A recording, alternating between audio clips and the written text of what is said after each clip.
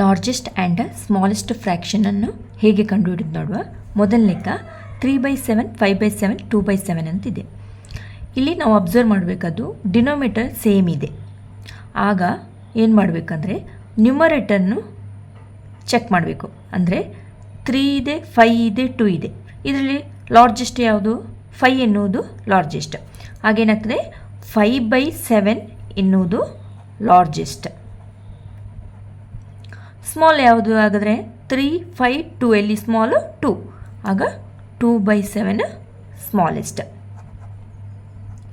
Denominator same ಇದ್ದಾಗ ನ್ಯೂಮರೇಟರಲ್ಲಿ ಯಾವುದು ದೊಡ್ಡದು ಅಂತ ಬರೆದ್ರೆ ಆಯಿತು. ಮುಂದಿನ ಲೆಕ್ಕ 2/3, 3/4, 5/6. ಇಲ್ಲಿ ಡಿನೋಮಿನೇಟರ್ ಡಿಫ್ರೆಂಟ್ ಆಗಿದೆ. ಆಗ 3, 4, 6 ಇದು LCM ತೆಗ್ರಿ.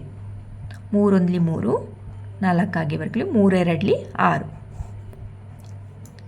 2 1 ಆಗಿ ಬರ್ಕೊಳ್ಳಿ, 2 2 4, 2 1 2, 2 1 2. ಈಗ LCM ಎಷ್ಟಾಯಿತು? 3 × 2 6, 6 × 2 12, LCM 12. ಎಷ್ಟು ಗುಣಿಸಿದರೆ 12 ಬರ್ತದೆ? ಇದಕ್ಕೆ ಎಷ್ಟು ಗುಣಿಸಿದರೆ 12 ಬರ್ತದೆ? 4 3 12, 4 2 8. ಇದಕ್ಕೆ ಎಷ್ಟು ಗುಣಿಸಿದರೆ 12 ಬರ್ತದೆ? 3 × 4 12. ಆಗ 3 × 3 9. ಇಲ್ಲಿ 2 × 6 12. ಆಗ 2 × 5 10. ಇದರಲ್ಲಿ ಯಾವುದು ದೊಡ್ಡದಿದೆ? 10 ಎನ್ನುವುದು ದೊಡ್ಡದಿದೆ. ಆಗ 5/6 ಎನ್ನುವುದು ಲಾರ್ಜೆಸ್ಟ್. ಸ್ಮಾಲೆಸ್ಟ್ ಯಾವುದಾಗಿದ್ರೆ 9 8 ಇದೆ. 8 ಎನ್ನುವುದು ಸ್ಮಾಲೆಸ್ಟ್. 8 ಅಂದರೆ 2/3 ಸ್ಮಾಲ್. 2/3 ಸ್ಮಾಲೆಸ್ಟ್.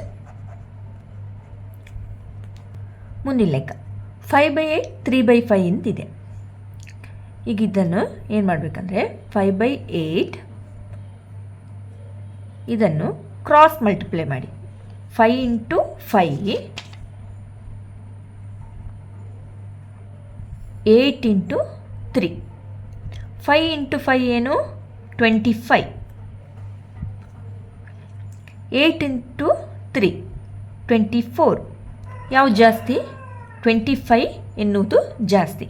ಆಗ 5/8 ಲಾರ್ಜೆಸ್ಟ್. ಸ್ಮಾಲೆಸ್ಟ್ ಏನು? 24 ಅಂದರೆ 3/5 ಸ್ಮಾಲೆಸ್ಟ್.